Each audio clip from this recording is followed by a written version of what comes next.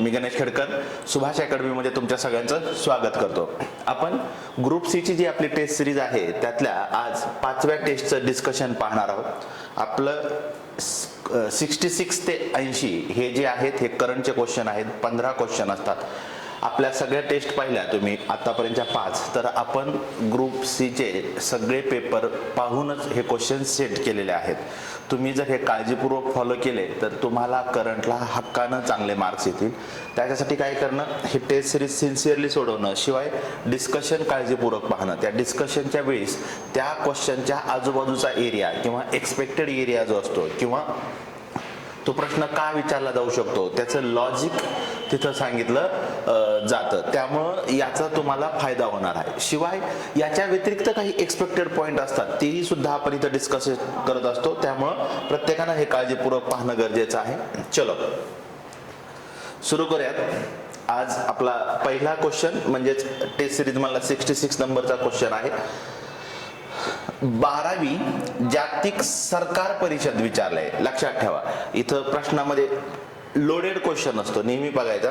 एक तर इथं सांगितलंय कितवी आहे, 12वी कुठली आहे, सरकार। त्याच्यानंतर कधी झालेली आहे, 2025 ला, म्हणजे या वर्षभरातला आहे। कोठे आयोजित करण्यात आलेली होती असं विचारलेलं आहे। नवी दिल्ली, दुबई, बुसान आणि भुवनेश्वर असे 4 पर्याय आपल्याला इथं पाहता येतात। आता या पर्यायाचं जर बघितलं तर या पर्यायामध्ये प्रत्येक ठिकाणी काही ना काही कुठली ना कुठली परिषद झालेली आपल्याला पाहता येते। भुवनेश्वर मध्ये 59वी डीजीपी किंवा आयजी यांची परिषद झालेली। यापूर्वी याच्यावर तसाही क्वेश्चन आलेला आपल्याला पाहता येतो। या ठिकाणी दुबईला ही परिषद झालेली आहे। पर्याय क्रमांक 2 हे उत्तर इथं आपल्याला पाहता येतं। नेहमी लक्षात ठेवा, आता परिषदावर या वर्षभरातल्या ज्या परिषदा आहेत ह्या खूप जास्त महत्त्वाच्या आहेत, कारण त्याच्यावर कंपल्सरी क्वेश्चन येतो। परवाचा जर तुम्ही राज्यसेवेचा प्रश्न पाहिला तर त्यांनी 16, 15, 14 आणि 13 ब्रिक्स विचारलेले आहेत। ब्रिक्स परिषदा विचारलेल्या आपल्याला पाहता येतात। मग आपल्याला सुद्धा मॅच द पेअरला विचारलं जाऊ शकतं। एका बाजूला परिषद कोणत्या विषयासंदर्भातली आहे आणि कुठं झाली असं विचारलं जाऊ शकतं। हा त्यांचा निर्णय आहे कशा प्रकारचे प्रश्न विचारायचा। वन लाइनर विचारला जाऊ शकतो। जनरली परिषदाचे क्वेश्चन वन लाइनर असतात, पण मॅच द पेअरला सुद्धा विचारले जातात। त्यामुळे ते बारकाईनं बघणं गरजेचं आहे। भुवनेश्वर लक्षात ठेवा, दुबई लक्षात ठेवा। दुबईला आणखी काय काय परिषद झाल्या तेही आपण पाहणार आहोत। बिमस्टेकची युवा परिषद, यावर्षी बिमस्टेक युवा परिषद सुद्धा विचारली जाऊ शकते। ती गांधीनगरला झालेली आहे, गुजरातमध्ये। गुजरातमध्ये गांधीनगरला बिमस्टेक युवा परिषद झालेली आपल्याला पाहता येते। शिवाय गांधीनगरला यावर्षी राजभाषा संमेलन पण झालेलं आहे। राजभाषा संमेलन हे पण लक्षात ठेवा, ते पण विचारलं जाऊ शकतं आपल्याला। हेही आपल्याला इथं पाहता येतं। अशा वेगवेगळ्या परिषदा झालेल्या असतात, त्याची लिस्ट काढणं गरजेचं आहे। मोस्ट एक्सपेक्टेड जे आहेत त्या विचारल्या जाऊ शकतात आणि राष्ट्रीय आणि आंतरराष्ट्रीय दोन्ही बघणं गरजेचं आहे। आता मी म्हटलं तुम्हाला, आता ब्रिक्सवर या पुन्हा ग्रुप बी आणि सी ला विचारण्याचे चान्सेस तसं वन लाइनर आहेत की 17वी कुठं झाली बाबा, कारण त्यांनी 16 पासून आत्ताच विचारल्यात ना, 16 पासून तर 13 पर्यंत विचारल्यात। तर 17वी जी आहे ती रिओ दो जेनेरो ब्राझील मध्ये झालेली आपल्याला पाहता येते। शिवाय SCO सांघाय कोऑपरेशन ऑर्गनायझेशनची जी आहे ती चीनला झालेली आपल्याला पाहता येते। आता रिसेंटली ब्राझील मध्ये COP कॉन्फरन्स ऑफ पार्टीची आपल्याला परिषद पाहता येते। जोहान्सबर्ग, आफ्रिकेतलं जोहान्सबर्ग जे आहे तिथं G20 झालेली आपल्याला पाहता येते। दक्षिण आफ्रिका हा पहिला देश आहे जो G20चा जो G20 ची परिषद आयोजित करतोय। लक्षात ठेवा, आफ्रिकन युनियन यावर्षी पहिल्यांदा आलंय। ग्रुप बी ला विचारण्याची शक्यता कमी आहे, पण मग ग्रुप सी ला विचारलं जाऊ शकतं। ठीक आहे, आफ्रिका हा पहिला देश आहे। आफ्रिका हा G20चा मेंबर होता, नंतर आफ्रिकन युनियन आलेला आहे। हे दोन्ही फरक लक्षात ठेवा। या प्रकारचे सगळे प्रश्न जिथे विचारले जाऊ शकतात। चलो पुढे जाऊयात। 67 नंबरचा आहे, खालीलपैकी योग्य पर्याय निवडा। तुम्हाला 60 मिनिटात 100 प्रश्न सॉल्व्ह करायचे, त्यासाठी हे क्विक मध्ये होणं गरजेचं आहे आणि त्या गडबडीत काय विचारलं जातंय हे बारकाईनं बघणं गरजेचं आहे. चलो, 76व्या प्रजासत्ताक दिनाचे प्रमुख पाहुणे इंडोनेशियाचे अध्यक्ष म्हणून उपस्थित होते. मला वाटतंय हा सगळ्यांचा बरोबर आलेला असेल. इंडोनेशियाचे हे चौथे व्यक्ती आहेत. प्रबावो सुबिंतो असं नाव आहे त्यांचं, नाव प्रबावो सुबिंताओ असं नाव आहे.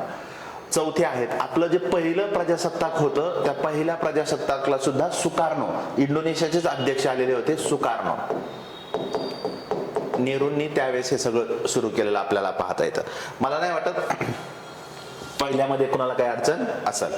आता दुसरं स्टेटमेंट जे आहे ते पहा. यापूर्वी या प्रकारचे प्रश्न विचारून झालेले आहेत. जो आयोजित कार्यक्रम असतो त्यात त्रिपुरा राज्याच्या चित्ररथाला पहिला पुरस्कार मिळालेला आहे.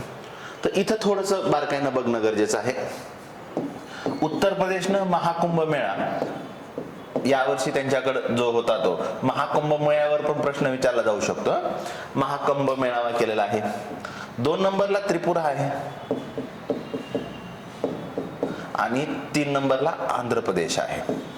त्रिपुराने तिथल्या 14 ज्या लोकल दैवत आहेत त्यांच्या संदर्भात केलं. आंध्र प्रदेशनी लाकडी खेळण्या ज्या आहेत, ज्या पर्यावरणपूरक लाकडी खेळण्या आहेत त्याच्यावर केलेलं आपल्याला पाहता येतं. आदिवासी विकास मंत्रालयाला कोणत्या मिळाले? आदिवासी विकास मंत्रालयाला मिळालेला आहे, हे लक्षात ठेवतोय. पहिल्यांदाच ट्राय सेवा तिन्ही जे दल आहेत त्यांचा चित्ररथ एकत्रच सहभागी झालेला आपल्याला पाहता येतं. हे काही वैशिष्ट्य आहेत. मग त्यांनी योग्य विचारलेलं आहे तर फक्त अयोग्य आहे पर्याय क्रमांक 1, कारण इथं पहिला नाही तर त्रिपुरा सेकंड आहे. मग पहिला कोणता आहे? उत्तर प्रदेश, दुसरा त्रिपुरा, तिसरा आंध्र प्रदेश आहे. मग हे विचारलं जाऊ शकतं. मग त्या अध्यक्षाचं नावही आपण पाहिलेलं आहे, ते चौथे आहेत जे आपल्या प्रजासत्ताक दिनाच्या कार्यक्रमाला आलेले आपल्याला पाहता येतात, इंडोनेशियाचे अध्यक्ष. ठीक आहे, पर्याय क्रमांक 1 हे इथं उत्तर आहे, लक्षात द्या. प्रश्न बऱ्याच वेळा आपल्याला उत्तर येतं पण मग आपण थोडंसं कन्फ्युज होतं. नेहमी प्रश्न सॉल्व्ह करताना ते पण पाहिलं पाहिजे की इन्स्टिंक्ट बरोबर येतं का लॉजिक लावताय, विचार करताय. मग हे प्रश्न सोडवताना याच्यावर काम केलं पाहिजे. आता टेस्ट सिरीज सोडवताना कुठल्या प्रकारचे प्रश्न आपले जास्त बरोबर येतात आणि मग त्याचं स्ट्रक्चर केलं पाहिजे. याच्यापैकी किती राईट आलेत आणि किती रॉंग आलेले आहेत आणि मग तुम्हाला हे ठरवता येतं. कोणतीही प्रयोग ऐन परीक्षेच्या वेळेस करायचा नाही, इथं त्याची तयारी होणं गरजेचं आहे. म्हणून टेस्ट सिरीज आपण जाणीवपूर्वक सिरियसली करा असं म्हटलं जातं. चलो, नेक्स्ट क्वेश्चन पाहूया. शक्तीपीठ महामार्गाविषयी अयोग्य पर्याय निवडा. आता हा एक्सपेक्टेडच आहे या वर्षभरात, इतका चर्चेत आलेला आहे कारण आपण पाहिलं यापूर्वी समृद्धी महामार्गावर कंपल्सरी क्वेश्चन आलेले आहेत. मग शक्तीपीठ इतका चर्चेत आहे, गेले वर्ष 2 वर्ष झालं, इलेक्शनच्या पूर्वीपासून सुद्धा आहे ते रद्द होतंय, पुन्हा मोजणी चालू होती. आपल्याला हमखास प्रश्न विचारला जाणार आहे. ठीक आहे, पहा. हा मार्ग नागपूर ते गोवा या दरम्यान असणार आहे. 802 किलोमीटर लांबीचा हा महामार्ग 6 लेनचा असणार आहे. 6 लेन ज्या असतात त्या असणार आहे. हा महामार्ग अकोला, अमरावतीसह एकूण 12 जिल्ह्यामधून जाणार आहे आणि 86,000 कोटी रुपये खर्चाचा हा महामार्ग MSRDC द्वारे निर्माण करण्यात येणार आहे. असे 4 स्टेटमेंट आहेत. मला वाटते पहिलं स्टेटमेंट सगळ्यांचं बरोबर असेल, नागपूर ते गोवा. आता दुसरं स्टेटमेंट पाहूया. 802 किलोमीटरचा आहे, बरोबर आहे, ही फॅक्ट बरोबर आहे. 802 किलोमीटरचा आणि 6 लेन आहेत, हे लक्षात ठेवा. 6 लेन असणार आहेत. आता हे 12 जिल्हे बरोबर आहेत, 12 जिल्ह्यामधून जातो हे बरोबर आहे, पण त्याच्यामध्ये अकोला आणि अमरावतीचा समावेश नाही. आपल्याला अयोग्य विचारले, तिसरं स्टेटमेंट अयोग्य आहे. नागपूर पासून सुरू होतं, मग वर्धा आहे, यवतमाळ आहे, यवतमाळ नंतर हिंगोली, नांदेड, धाराशिव, लातूर, बीड, त्याच्यानंतर सोलापूर, सांगली, कोल्हापूर, सिंधुदुर्ग आणि असा तो गोव्याला जाणारा आहे. ठीक आहे, एकूण 12 जिल्हे आहेत. 2 ज्योतिर्लिंग आहेत, औंढा नागनाथ आणि परळी आहे, शिवाय माहूरची देवी आहे, तुळजापूर आहे, कोल्हापूर आहे. हे शक्तिपीठ जोडले जाणार आहेत म्हणून त्याला शक्तिपीठ महामार्ग म्हटलेला आहे. वर्ध्यापासून सुरू होतो, नागपूर वर्धा. नागपूर तर पहिला आहे, मग तो वर्ध्यापासून कनेक्ट करणार आहेत, हे लक्षात ठेवायचे. आता हे शेवटचं स्टेटमेंट का दिलंय, बऱ्याच लोकांनी इथं चूक दिलेलं असू शकतं. 86,000 कोटी रुपये का दिले आणि MSRDC का दिले? कारण हा महामार्ग हा राज्य सरकार तयार करणार आहे आणि 86,000 कोटी रुपये खर्च करणार आहे. एखाद्या राज्य सरकारच्या दृष्टीनं ही जवळपास ऑलमोस्ट 1 लाख कोटी रुपयाची रक्कम आहे आणि एका महामार्गासाठी ते एवढं इन्व्हेस्ट करतायत. त्यामुळे ही फॅक्ट महत्वाची आहे, विचारली जाऊ शकते. या महामार्गामुळे जे सध्या नागपूरवरून गोव्याला जायला जे 18 ते 20 तास लागत आहेत ते जवळपास 8 तासाच्या आसपास येणार आहे. इतकं ते भारी होणार आहे. शेतकरी विरोध करताना आपल्याला पाहता येतं, बघूया त्याचं काय होतंय ते. पण आपल्याला याच्या संदर्भात फॅक्ट विचारले जाऊ शकते. नागपूर ते गोवा हे आपल्याला विचारलं जाऊ शकतं. ठीक आहे. 12 जिल्ह्यामधून जाणार आहे. पत्रादेवी यांचाही उल्लेख केला जातो, तेही नाव लक्षात ठेवा. ठीक आहे. अयोग्य विचारलेला आहे, अकोला अमरावतीचा समावेश नाही. 12 जिल्ह्याचे नाव आहेत. यापूर्वी त्यांनी समृद्धी महामार्गासंदर्भात आपल्याला तिथल्या जिल्ह्याचे नाव विचारलेले आहेत, त्यामुळे ते आवर्जून लक्षात ठेवायचं. नेक्स्ट क्वेश्चन 69 नंबरचा क्वेश्चन आहे, न्यायमूर्ती प्रतिभा सिंग यांच्याविषयी अयोग्य विधान निवडा. आता हा किती लोकांना आलाय चेक करा. आला असाल तर तुम्ही चांगला अभ्यास करत आहात. जागतिक बौद्धिक संपदा संघटनेच्या विपोच्या सल्लागार मंडळाच्या अध्यक्षपदी त्यांची नियुक्ती झालेली आहे. आता ही गोष्ट खूप महत्वाची आहे. विपो जी संघटना आहे, वर्ल्ड इंटेलेक्च्युअल प्रॉपर्टी राईट जी आहे, पेटंट, कॉपीराईट या संदर्भात काम करणारी ही स्वित्झर्लंड मधली असणारी संस्था आहे आणि तिच्या प्रमुखपदी एखाद्या भारतीयाची नियुक्ती झालेली आहे. या पदावर निवड होणाऱ्या त्या पहिल्या भारतीय आहेत म्हणून महत्वाचं आहे. पुन्हा एकदा आहे, दिल्ली उच्च न्यायालयाच्या न्यायाधीश असणाऱ्या न्यायमूर्ती प्रतिभा सिंग यांची या पदावर 2 वर्षासाठी निवड झालेली आहे. त्यांचं 2025 ते 2027 हा कालावधी आहे आणि यापैकी एकही अयोग्य नाही. दिल्ली उच्च न्यायालयानं यापूर्वी पेटंट राईट संदर्भातली एक कॉन्फरन्स किंवा परिषद आयोजित केली ती म्हणा. त्याच्या प्रमुख न्यायमूर्ती प्रतिभा सिंग होत्या आणि त्यांचं जे एक्सपर्टीज आहे ते पेटंट किंवा कॉपीराईट संदर्भात आहे. आता इथून पुढचा कालावधी हा पेटंट आणि कॉपीराईटसाठी खूप महत्वाचा आहे. आता हे AI वगैरे आले त्या अर्थानं, म्हणून ही विपो महत्वाची आहे. लक्षात ठेवा, प्रतिभा सिंग यांच्यावर वन लाइनर पण विचारला जाऊ शकतो. जागतिक बौद्धिक संपदा संघटनेच्या अध्यक्षपदी कुणाची निवड झालेली आहे? जे पहिल्या भारतीय आहेत तर न्यायमूर्ती प्रतिभा सिंग. हे लक्षात ठेवा, विचारला जाऊ शकतो, यावर्षी एक्सपेक्टेड आहे. विपो ही संघटना महत्वाची आहे. ठीक आहे. 70 वन लाइनर यापूर्वी या प्रकारचे प्रश्न विचारून झालेले आहेत. केंद्रीय आरोग्य व कुटुंब कल्याण मंत्रालयाने, पहिलं मंत्रालय लक्षात ठेवा, पहिल्या बर का मानसिक आरोग्य सदोचार्जित म्हणून कोणाची नियुक्ती केलेली आहे? मानुषी छिल्लर, आलिया भट्ट, प्रियंका चोप्रा, दीपिका पदुकोण. दीपिका पदुकोण यांची नियुक्ती केलेली आहे, पहिल्यांदाच झालेला आहे. दीपिका पदुकोण या मानसिक आरोग्यासंदर्भात किंवा ते हेल्दी राहावं म्हणून अवेअरनेस क्रिएट करण्यासाठी ब्रँड अँबॅसेडर म्हणून काम करणार आहेत. आपल्याला माहित आहे 10 ऑक्टोबरला जागतिक मानसिक आरोग्य दिन असतो. हे लक्षात ठेवा. यापूर्वी त्याच्यावर प्रश्न आलेला आहे.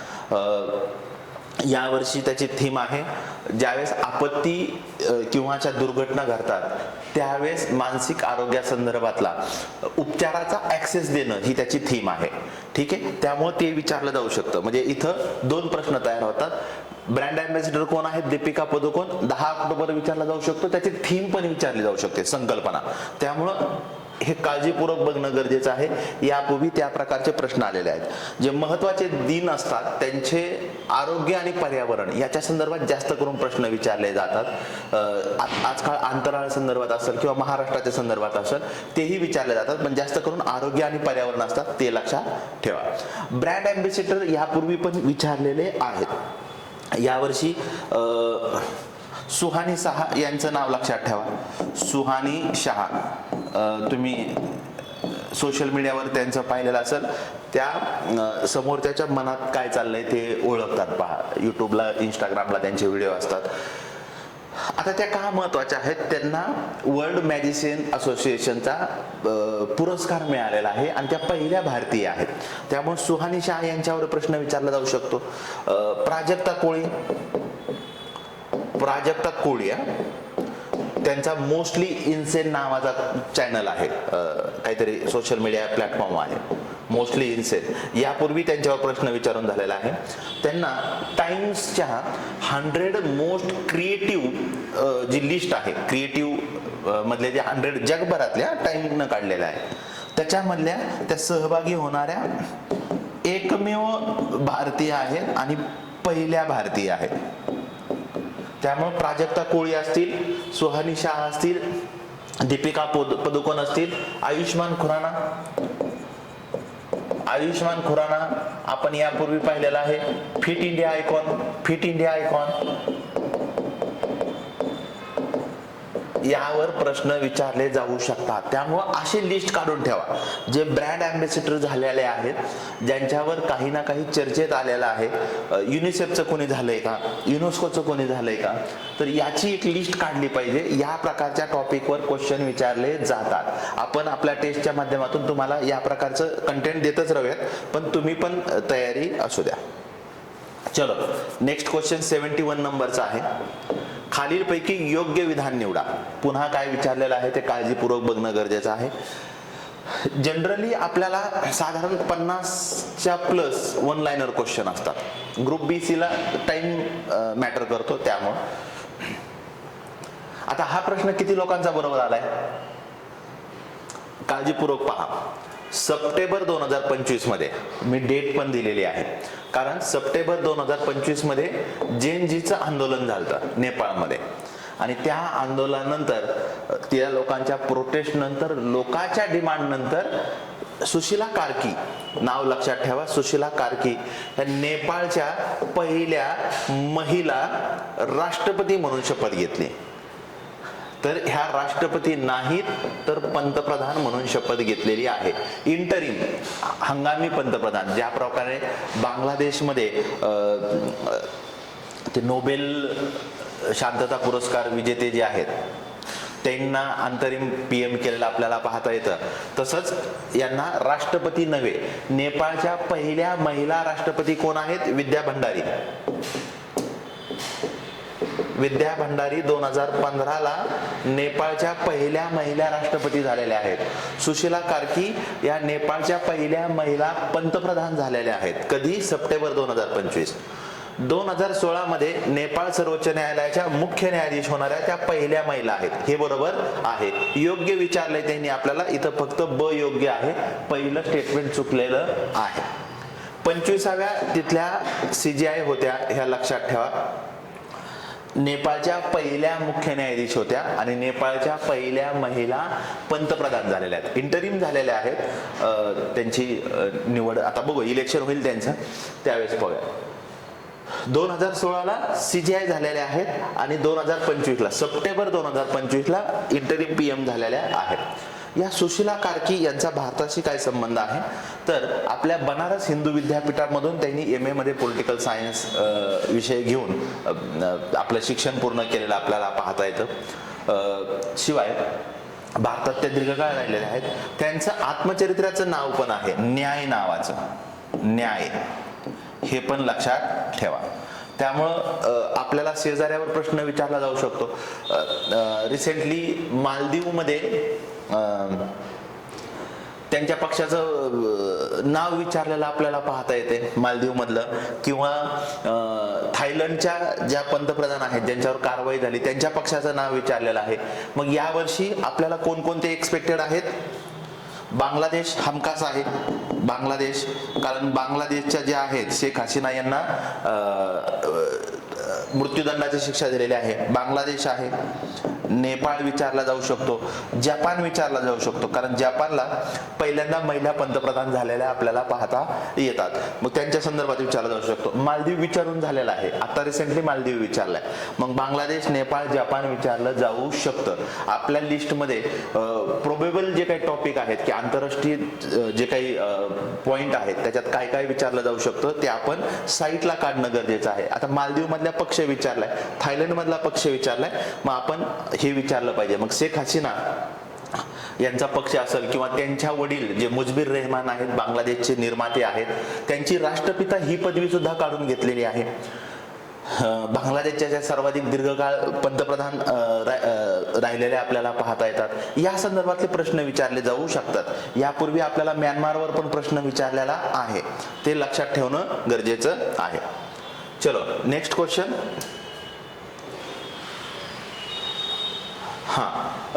पुस्तकं आणि त्याचे लेखक कोण आहेत, तर हे एक प्रश्न आयोग विचारतं. कधी कधी वन लाईनर विचारतं, कधी कधी जोड्या जुळवण्याच्या स्वरूपात पण विचारू शकतं. योग्य जोड्या जुळवा त्याचे ग्रंथ आणि लेखक असं आपण बघितलेलं आहे.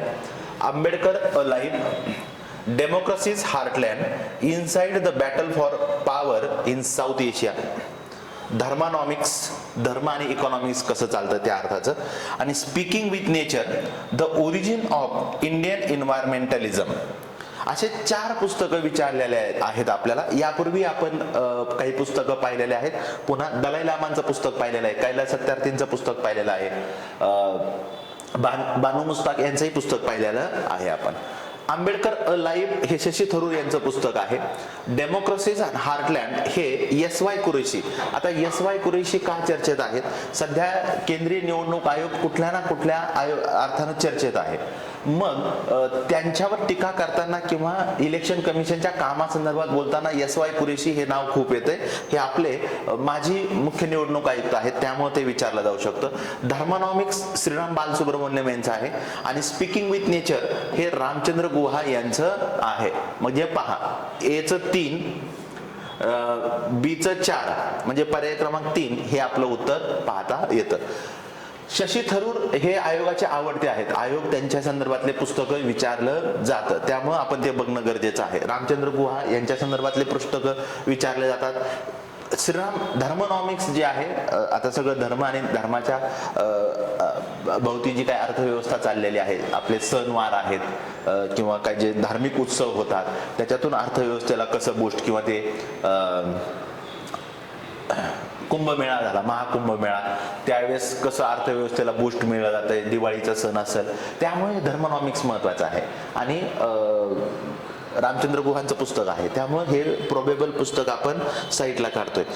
नेहमी पुस्तक असे बघायचे ज्यांचा सोशल, इकॉनॉमिकल, पॉलिटिकल काहीतरी रेलेव्हन्स असणार आहे, ते पुस्तकं विचारण्याची शक्यता असते. काही लोकांचे बायोग्राफी जे आहेत त्याही विचारल्या जाऊ शकतात, ऑटोबायोग्राफी पण विचारल्या जाऊ शकतात, पण ते लक्षात ठेवणं गरजेचं आहे. चलो 72चं पर्याय क्रमांक 3 हे उत्तर आहे. 73 नंबरचा क्वेश्चन. 73 नंबरचा क्वेश्चन आपल्या संदर्भातलाच आहे म्हणून मुद्दाम घेतलेला आहे. एखादी समिती विचारली जाते, कोचिंग सेंटरवरील विद्यार्थ्यांचं अवलंबित्व कमी करण्यासाठी आणि त्याच्या उपाययोजना सुचवण्यासाठी केंद्रीय शिक्षण मंत्रालयाला, आता एचआरडी मिनिस्ट्री नाही तर त्याचं नाव बदलून शिक्षण मंत्रालय केलेलं आहे, हे पण लक्षात ठेवा. कोणत्या समितीची स्थापना करण्यात आलेली आपल्याला पाहता येते. 4 समित्या आपल्याला दिलेल्या आहेत. आशा मेनन समिती. आशा मेनन समिती हे ट्रान्सजेंडरला समान हक्क मिळावेत याच्यासाठी शिफारस करणार आहे. ट्रान्सजेंडर ते लक्षात ठेवणं गरजेचं आहे. MP गुप्ता समिती ही आसाम सरकारची आहे. ती जे आसाम मधले प्रसिद्ध गायक जुबिन गर्ग यांच्यावर प्रश्न विचारला जाऊ शकतो. जुबिन गर्ग यांच्या हत्येची चौकशी करण्यासाठी आसाम सरकारनं स्थापन केलेली समिती आहे. जुबिन गर्ग यांची अंत्ययात्रा जगातली सर्वात मोठी 4थी अंत्ययात्रा होती. इतक्या मोठ्या प्रमाणात लोक आलेले आहेत. तसे ते मेघालयचे आहेत, मेघालयाला जन्म झालेला आहे, पण नंतर ते आसाम मध्ये आलेले आहेत. न्यायमूर्ती चेल्लमेश्वर समिती जी आहे ही सुप्रीम कोर्टानं स्थापन केलेली आपल्याला पाहता येते. न्यायमूर्ती चेल्लमय समिती जी आहे ती सुप्रीम कोर्टानं स्थापन केलेली आहे. वनतारा चर्चेत होतं बघा माधुरी हत्येमुळे. वनतारांचं मूल्यांकन करण्यासाठी काम करणारी ही समिती आपल्याला पाहता येते. आणि विनीत जोशी समिती जी आहे, विनीत जोशी समिती क्लासेसवरचं विद्यार्थ्याचं अवलंबित्व कमी करणं, जे क्लास कल्चर आहे ते कमी करण्यासाठी ही समिती शिफारस करणारी आपल्याला पाहता येते. ते महत्वाचं आहे, हे लक्षात ठेवा. या ठिकाणी पर्याय क्रमांक 4 हे आपलं उत्तर आहे. त्याच्यानंतर एक गोविंद मोहन समिती आहे. गोविंद मोहन समिती, गोविंद मोहन समिती जे एअर इंडियाचा ऍक्सिडेंट झाला ना प्लेनचा, त्या ऍक्सिडेंटची चौकशी करणाऱ्या संदर्भातली ही समिती आपल्याला पाहता येते. आपल्या महाराष्ट्रापुरतं नरेंद्र जाधव समिती, नरेंद्र जाधव समिती ही त्रिभाषा जे धोरण आहे त्याचा अभ्यास करण्यासाठीची ही समिती नेमलेली पाहता येते. अशी कोणती समिती कशासाठी नेमलेली आहे, आपण यावर्षी ज्या विचारल्या जाऊ शकतात त्या समित्या घेतलेल्या आहेत. ठीक आहे. 74 नंबरचा क्वेश्चन, एखादा या प्रकारचा प्रश्न विचारला जाऊ शकतो. कधी कधी एकदा त्यांनी प्रश्न विचारला होता की महाराष्ट्राच्या बजेटमध्ये कोणत्या वर्गासाठी त्यांनी महामंडळ स्थापन केलेले आहेत. आता बजेट संदर्भातले क्वेश्चन ते काही विचारले जाऊ शकतात, इतकं त्याच्यात पोटेन्शियल आहे. आपण प्लेन क्वेश्चन घेतलेला आहे. योग्य पर्याय निवडा. निर्मला सीतारामन यांनी फेब्रुवारी 2025, 1 फेब्रुवारी 2025 रोजी सलग 8व्यांदा, हे लक्षात ठेवा, सलग 8व्यांदा अर्थसंकल्प सादर केलेला आहे. बरोबर स्टेटमेंट आहे. कर्ज आणि अन्नयेणी म्हणजे बॉरोविंग अँड अदर लायबिलिटीज या मार्गातून रुपयामधला सर्वाधिक 24% वाटा येणार आहे. आता हे प्रश्न आपल्याला विचारले जातात की रुपया कसा येणार आहे, यापूर्वी विचारलेला आहे, किंवा इन्कम टॅक्सचा स्लॅब काय आहे याच्या संदर्भातही आपल्याला प्रश्न विचारले जातात. ते काळजीपूर्वक बघणं गरजेचं आहे. रुपया कसा येतोय आपल्याला, तर 24% कर्ज आणि अन्य येणेतून, 22% इन्कम टॅक्स मधून येतोय, हे लक्षात ठेवा. साधारण 17% जीएसटी मधून येतोय, हे पण लक्षात ठेवा.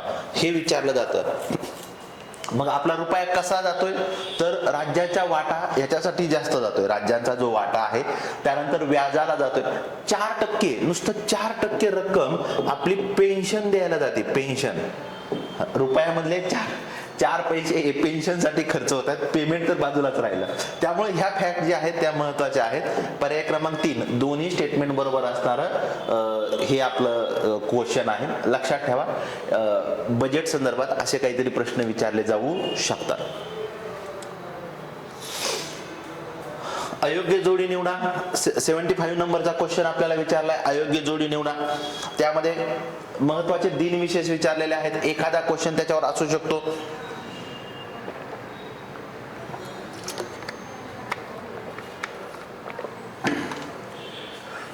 4 जानेवारी तुमची परीक्षा त्या दिवशी आहे ना, मग त्या दिवशी काय आहे विचारलं जाऊ शकतं. एखादा जागतिक कुटुंब दिन. 21 फेब्रुवारी आंतरराष्ट्रीय मातृभाषा दिन, मातृभाषा चर्चेत आहेत. 12 एप्रिल आंतरराष्ट्रीय मानवी अंतराळ उड्डाण दिन आणि 3 ऑक्टोबर जागतिक अभिजात मराठी भाषा गौरव दिन, असे 4 आहेत. तर 4 जानेवारीला जागतिक ब्रेल दिन आहे, ब्रेल. आणि जागतिक कुटुंब दिन 1 जानेवारीला आहे. अयोग्य विचारलेला आहे पर्याय क्रमांक 1 हे आपलं उत्तर आहे. बाकीचे 3 बरोबर आहेत. आता त्यांनी रिसेंटली राज्यसेवेला राष्ट्रीय बालिका दिन विचारलेला होता.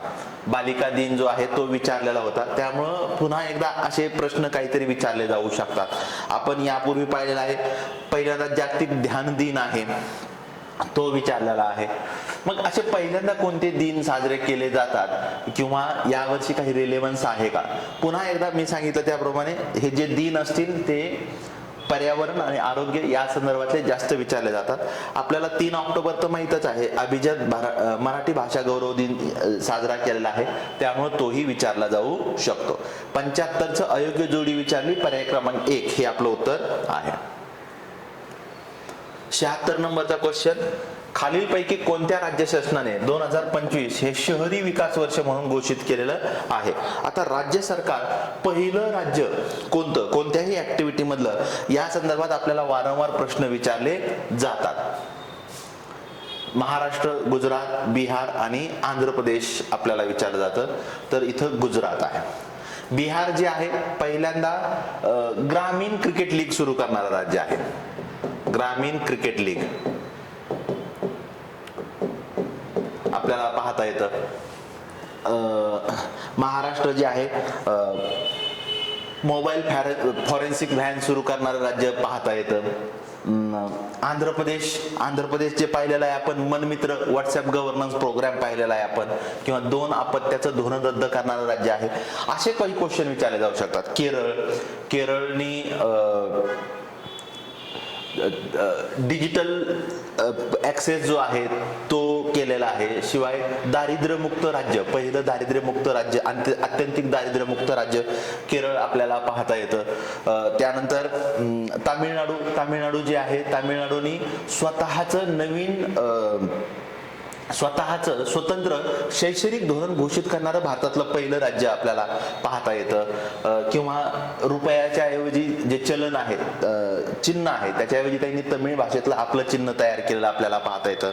त्यानंतर तामिळनाडूनी सिंधू भाषेची लिपी जी आहे त्या वाचणाऱ्यासाठी $1 मिलियन बक्षीस दिलेलं आहे. न्यायमूर्ती कुरियन जोसेफ समिती नेमलेली आपल्याला पाहता येते. त्यानंतर आंध्र प्रदेश पाहिलं आपण. कर्नाटक हे सरकारी आणि खाजगी या दोन्हीच्या मध्ये महिलांना मासिक पाळीची जी रजा असती ते पेड लीव देणारं पहिलं राज्य आपल्याला पाहता येतं. असे वेगवेगळे राज्य सरकार जे आहेत जे ऍक्टिव्हिटी आपल्याला करतात ते विचारले जातात. इथं गुजरात हे आपलं उत्तर आहे. सोनम वांगचुक मोस्ट एक्सपेक्टेड आहेत, योग्य विधान निवडा असं विचारलेलं आहे. सध्या त्यांना राष्ट्रीय सुरक्षा कायदा यानुसार अटक केलेली पाहता येते. या कायद्यानुसार तुम्हाला 12 महिने विना खटला अरेस्ट केलं जाऊ शकतं. ते चर्चेत आहे. कायदा पण विचारला जाऊ शकतो, हे लक्षात ठेवा. सोनम वांगचुक यांचे वडील हे जम्मू काश्मीर मंत्रिमंडळामध्ये मंत्री होते, बरोबर आहे, मंत्री होते. सोनम वांगचुक यांनी 1988 मध्ये student education and cultural movement of Ladakh ही स्थापना केलेली आहे. 2005 मध्ये मनुष्यबळ विकास मंत्रालयाने त्यांनी राष्ट्रीय प्राथमिक शिक्षण मंडळावर निवड केलेली होती आणि 2018 मध्ये त्यांना मॅगसेसे पुरस्कार दिलेला आहे. काही लोकांना वाटतं की मॅगसेसे चुकवलाय, तर नाही चुकवलेला. पर्याय क्रमांक 4 हे उत्तर आहे. सोनम वांगचुक NIT श्रीनगर मधून पास आउट झालेले आहेत. काही काळ दिल्लीमध्ये पण होते. त्यांचे वडील लडाख मधून मंत्री होते, म्हणजे जम्मू काश्मीर मध्ये, आणि नंतर पण ते श्रीनगरला शिफ्ट झालेले आहेत. प्रोजेक्ट होप सुरू केलेला आहे. शिवाय आई स्तूपा जे आहे, आई स्तूप म्हणजे बर्फाचं साठवणूक करून उन्हाळ्यात लडाखच्या लोकांना पिण्याच्या पाण्याची सोय व्हावी यासाठीचा तो उपक्रम पाहता येतो. लडाखच्या विकासासाठी त्यांनी खूप चांगलं काही ऍक्टिव्हिटी केलेल्या आहेत. त्यांच्या पत्नी त्यांच्या सोबत असतात. त्यानंतर आपल्या आर्मीतल्या लोकांना थंड वातावरणामध्ये राहता यावं म्हणून उबदार घरं तयार केलेले आपल्याला पाहता येतात. आणि पाकिस्तानचे एजंट म्हणून त्यांना रिसेंटली अटक केलेली आहे. आणि लडाखमध्ये जे काही आंदोलन झालं जेनजीचं, त्याच्यामधल्या ज्या बळी गेलेले आहेत त्याला सुद्धा त्यांना जबाबदार धरलेलं आपल्याला पाहता येतं. इथं तुम्हाला आता हा करंटचा प्रश्न झाला. तुम्हाला अनुसूची 6वी अनुसूची जी आहे त्याच्यावरही प्रश्न विचारला जाऊ शकतो. त्याच्यात 4 राज्य आहेत, आसाम, मैत्री, आसाम, मिझोरम, मेघालय, त्रिपुरा. कारण लडाखची ही दीर्घकाळाची मागणी आहे की आम्हाला 6व्या अनुसूचीमध्ये समाविष्ट करा, हेही आपल्याला पाहता येतं. सिम्बायोसिस युनिव्हर्सिटी जी आहे त्यांना मानद D.Litt दिलेली आहे. रोलेक्स अवॉर्ड मिळालेला आहे. वीक मॅगझिनने त्याला मॅन ऑफ द इयर असाही पुरस्कार दिलेला आहे यापूर्वीच. असं काय सगळ्या ऍक्टिव्हिटी असणार. शिवाय तुम्हाला 3 इडियट्स तर माहिती आहे. 3 इडियट्स मधलं सोनम वांगचुकची जी भूमिका आहे, फुंगसुक वांगडू, ते सोनम वांगचुक यांच्यावर अवलंबून आहे. त्यामुळे सोनम वांगचुक यांच्यावर विचारला जाऊ शकतो. व्यक्तिविशेषावर आपल्याला प्रश्न असतात. यावर्षीचा एक्सपेक्टेड क्वेश्चन आहे, खालेद अल येनानी हे युनेस्कोचे महासंचालक होणार आहे. 16 नोव्हेंबर 1945 ला पॅरिसमध्ये हेडक्वार्टर असणारी युनेस्को ही संघटना आहे. पहिले अरब व्यक्ती आहेत. ते खालीलपैकी कोणत्या देशाचे आहेत? UAE, सौदी अरेबिया, पॅलेस्टाईन आणि इजिप्तचे आहेत. इजिप्तमध्ये ते काही काळ मंत्री पण होते, लक्षात ठेवा. एखादी अरब व्यक्ती ही पहिल्यांदाच युनेस्कोची महासंचालक झालेली आहे. युनेस्को खूप महत्त्वाची संघटना आहे, युनायटेड नेशनची स्पेशलाइज एजन्सी आहे. मग त्याच्यावर आपल्याला प्रश्न विचारला जाऊ शकतो. आपल्याला वाटतं इजिप्त आफ्रिकेमध्ये आहे, तिथं अरब व्यक्ती, अरब इन द सेन्स मुस्लिम अरब प्रांतामध्ये राहणारे जे आहेत. तुम्ही जर काळजीपूर्वक पाहिलं, इस्रायलला किंवा ते गाझा पट्टी जी आहे त्याला सुद्धा इजिप्तची काही बॉर्डर आहे, म्हणजे रेड सीच्या पलीकड सुद्धा. नकाशा आपण काळजीपूर्वक पाहून ठेवा. तर इजिप्त आहे. काही लोकांना वाटेल की पॅलेस्टाईन, सौदी अरेबिया याच्यामध्येच आहेत, तसं नाही, तर इजिप्तमध्ये सुद्धा आहेत. 79 नंबरचा क्वेश्चन, 11वी जागतिक हरित अर्थव्यवस्था ग्रीन इकॉनॉमी शिखर परिषद कोठे आयोजित करण्यात आलेली होती? तर दुबईमध्ये आयोजित करण्यात आलेली आहे. विचारलं जाऊ शकतं. समित्या किंवा परिषद किंवा अधिवेशन ह्या आवर्जून करून ठेवा, त्याच्यावर एक्सपेक्टेड क्वेश्चन आहे आपल्याला. ठीक आहे, बाकीच्या आपण पाहिलेल्या आहेत. आणि आजचा शेवटचा क्वेश्चन 80 नंबरचा. यापूर्वी या टॉपिकवर खूप क्वेश्चन विचारून झालेले आहेत. मेस्सी, लिओनल मेस्सी जे आहे त्याच्या संदर्भात विचारलं जातं. 2025च्या बॅलन डी ओर या पुरस्कारानं कोणाला सन्मानित करण्यात आलेलं आहे? हा 69वा पुरस्कार आहे. पॅरिस मध्ये दिला जातो. फ्रेंच फुटबॉल याचं एक मॅगझिन आहे, त्या मॅगझिन तर्फे दिला जातो. हा लक्षात ठेवा. एका मासिकातर्फे दिला जातो. आपल्याला पर्यायामध्ये टाकलं जाऊ शकतो फिफा, जी फुटबॉलची संघटना आहे त्यांच्या वतीनं दिला जातो, असं नाही, तर एका मासिकातर्फे दिला जातो. सर्वाधिक 8 वेळा लिओनल मेस्सीला मिळालेला आहे, सर्वाधिक 8 वेळा. रोनाल्डोला 5 वेळा मिळालेला आहे, पण रोनाल्डोला 16 वेळा नामांकन झालेलं आहे, नॉमिनेशन. सर्वाधिक वेळा नॉमिनेशन रोनाल्डोचं झालेलं आहे. एम्बापे आहे आणि ओस्मान डेम्बले. ओस्मान डेम्बले यांचा हा पहिला पुरस्कार आहे. Ousmane Paris Saint George, Saint जो संघ आहे,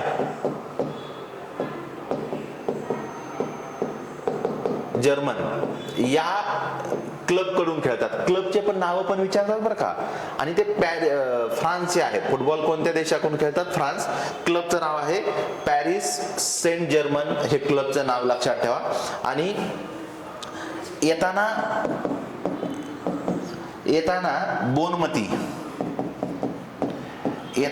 बोनमती या बार्सिलोना क्लबच्या आहेत आणि स्पेनच्या आहेत. यांना फिमेल मधला मिळालेला आहे आणि यांचा हा 3रा बॅलन डी ओर आहे, हे लक्षात ठेवा. दोन्ही नावं लक्षात ठेवा, दोन्ही विचारले जाऊ शकतात. मेलचा कुणाला मिळालाय? ओस्मान डेम्बले. ओस्मान डेम्बले कोणते आहेत? पॅरिस सेंट जर्मन हा क्लब आहे, देश फ्रान्स आहे. फिमेलचा कुणाला मिळालाय? एताना बोनमती, बार्सिलोना हा क्लब आहे, स्पेन या देशाकडून त्या फुटबॉल खेळतात. आणि 3रा त्यांचा हा बॅलन डी ओर पुरस्कार आहे. लिओनल मेस्सी यावर्षी का चर्चेत आहे? लिओनल मेस्सी त्यांना जो अमेरिकेचा नॅशनल मेडल आहे, प्रेसिडेन्शियल मेडल, ते मिळालेलं आपल्याला पाहता येतं. अमेरिकेचं प्रेसिडेन्शियल मेडल.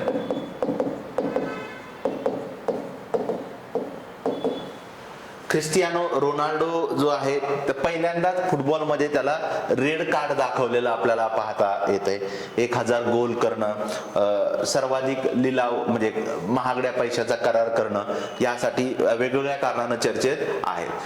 यावर्षी ओस्मान डेम्बले आणि एताना बोनमती हे लक्षात ठेवा. आता खेळामध्ये जर पाहिलं तर खेळामध्ये तुम्हाला जे ग्रँड स्लॅम आहेत, ग्रँड स्लॅम काळजीपूर्वक करून ठेवा. Grand slam football. आता आपले जर क्वेश्चन तुम्ही पाहिले तर आपण क्रिकेट संदर्भातलं पण पाहिलेलं आहे. क्रिकेटचं पाहिलेलं आहे. कबड्डीचा आपण हे पाहिलेलं आहे. कबड्डीचा जो वर्ल्ड कप आहे, कबड्डीचा वर्ल्ड कप पाहिलेला आहे. ठीक आहे. कबड्डी, ग्रँड स्लॅम, क्रिकेट असेल. आता फुटबॉल आहे. टेनिस, ग्रँड स्लॅम म्हणजे टेनिस आलेला आहे, ते एक लक्षात ठेवा. किंवा आपण यापूर्वी खेलरत्न पुरस्कार याच्यावरही क्वेश्चन विचारलेला आहे. मग जे काही स्पोर्ट संदर्भातलं जे एक्सपेक्टेड आहे ते आपण कव्हर केलेलं आहे. ग्रँड स्लॅमवर जनरली प्रश्न विचारला जातो. आता 1 जूनची जी परीक्षा झाली त्याच्यामुळे सुद्धा ग्रँड स्लॅमवर प्रश्न विचारून झालेला आहे. पुन्हा विचारला जाऊ शकतो, त्यामुळे हे तयारी करणं गरजेचं आहे. क्रिकेटमधलं आपण जसप्रीत बुमराह, स्मृती मंदाना, हर्षदीप सिंग यांच्यावर बोललेलो आहोत. आपला हेतू असा आहे